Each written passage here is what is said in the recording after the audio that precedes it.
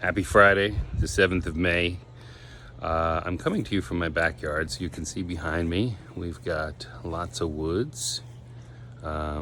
Next door neighbors there. They've actually got a basketball court there, which is pretty cool. And the cat loves it back here, as you could imagine, if any of you have cats. My roommate has a cat and a very old dog. The dog is 17. She's dying of cancer, but it's okay. She's lived a good life. Doesn't have too much longer to go. Now, why did I share that with you? Today is the day that I get out of my own fear and I share with you about death. One of my favorite topics. Well, you might ask, why is death one of your favorite topics? Well, in 2000 and December, Christmas of 2000, my mother was diagnosed with terminal cancer, and I remember calling my boss at the time. Nice guy, Phil, but he was not equipped to hear me bawl and just let out all of this pain and suffering, sadness, grief around my mother's impending death. She ended up dying in August of 2001. And shortly before she passed, we took her to a woman that was a healer in Irvine, California. And this healer, my mother's friend had met her.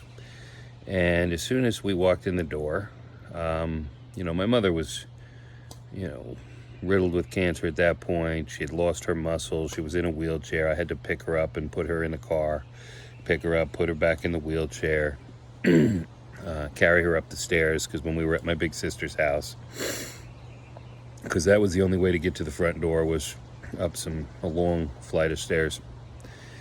And when we walked in, this woman's name is Susan, and she said, "Look, I'm not a healer. I understand that someone told you that I help them heal from cancer, but I don't actually heal anyone. I only communicate with the spirit and see what's possible, because it's actually up to the individual." So this was the first instance in my life where I would say I had what was called a supernatural experience. Now, the woman, Susan, told me to put my hand on my mother's leg, and my mother's in the wheelchair, because there would be a lot of energy going through my mother. And my mother's body is being weak. She wouldn't be able to handle it. So I said, okay. No doubts, no questions, just faith. So for the next 2.5 to 2 3/4 hours, I had so much energy going through me that I had tears running from my eyes, snot running from my nose. How sexy, right?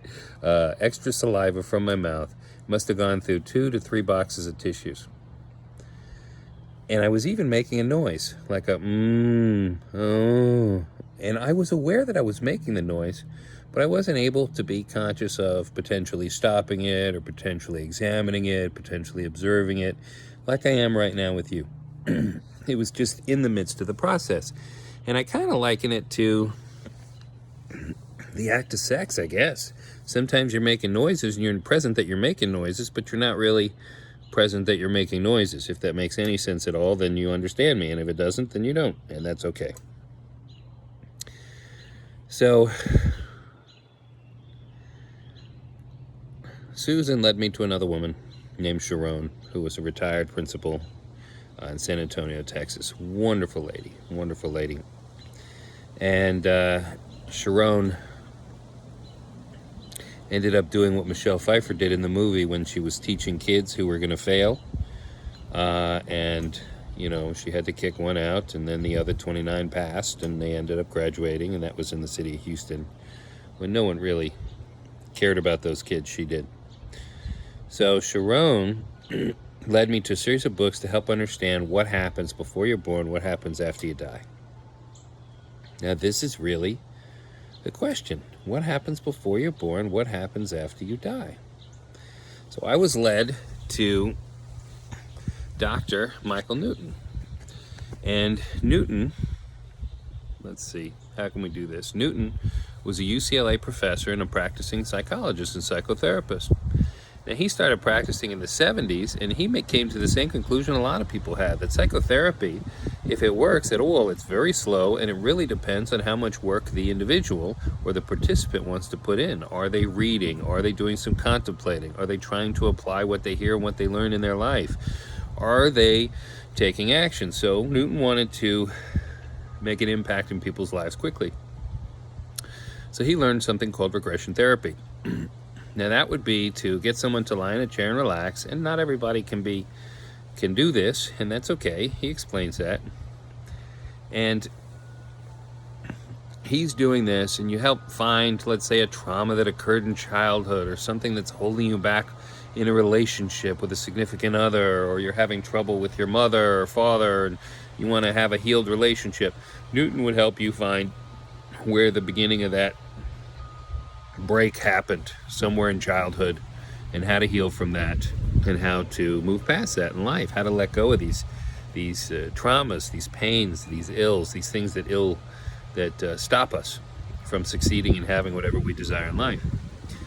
So after he'd been practicing for a number of years, he regressed somebody back into childhood, and all of a sudden their tone changed, their voice changed, their accent changed, and he starts to panic inside his mind, right?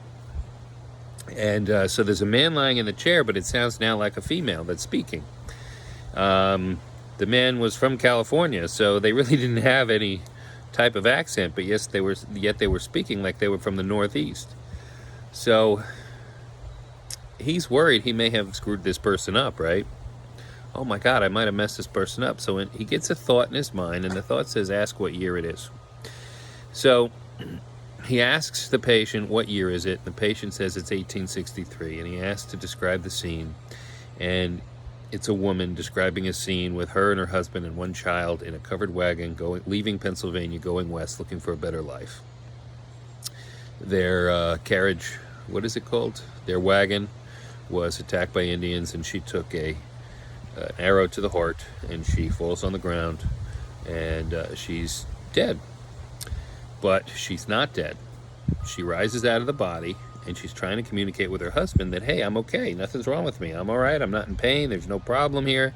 But of course the husband is holding his dead wife's body, and blood all over him, blood all over her, and he's stricken with grief. He can't hear her. She's trying to communicate from spirit to mind, from spirit to heart, but he can't hear her.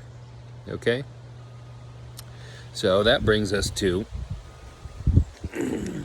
book number 1. Journey of Souls. Okay? A case study of life between lives. When you're done with that one, we've got book number 2. Destiny of Souls by Dr. Michael Newton. Now these 2 books gave me an incredible peace of mind to understand why things happen the way they do, why things are the way they are. You know how many times we've seen in movies people question God. Well, why would God let good people die? Why would God let a child die of cancer? Well, there are reasons for all of it, and those answers are in there. And remember the way you learn. You know, if you hear a lecture, if you hear me speak now, it's 8 minutes and 21 seconds. I'll be done in the next 60 seconds. You might remember 3% of this. But if you listen again, if you read again, if you take notes, if you write again, repetition is the mother of skill. Repetition is the mother of skill. It doesn't matter whether it's trying to have a good relationship, succeed in the professional world, succeed in the sports world, succeed in losing weight. It doesn't matter. Repetition is the mother of skill.